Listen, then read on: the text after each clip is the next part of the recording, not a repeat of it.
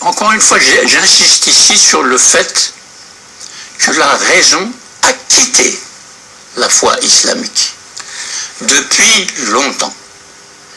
Alors que l'islam, pour ça je suis d'accord avec l'introduction, à Basra et à Koufa, les deux premières cités fondées par les musulmans en Irak actuel, il y avait une effervescence intellectuelle qui était dirigée sur la raison, sur le primat de la raison, qui va interroger la foi et qui va débattre des contenus de la foi.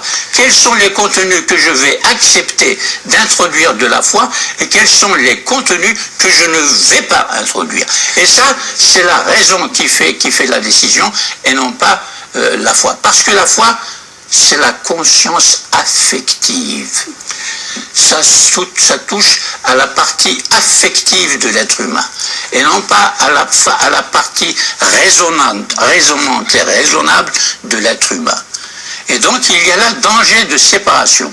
Alors, tout le temps. Professeur Harkoun, l'émergence de la foi, quel que soit le contexte, bouscule les données et les données rationnelles. Jésus de Nazareth a fait la même chose à l'intérieur de la synagogue. Et la révélation sinaïtique? Et la révélation sinaïtique, c'est par rapport aux religions qui étaient nombreuses en Égypte, en Syrie, en Irak, en Mésopotamie. Le Proche-Orient est plein de religions. L'histoire des panthéons au pluriel dans le Proche-Orient est considérable. Il nous faut la connaître. D'autant plus que nous avons pris à ces religions-là beaucoup de récits que nous utilisons dans notre propre construction de la foi islamique.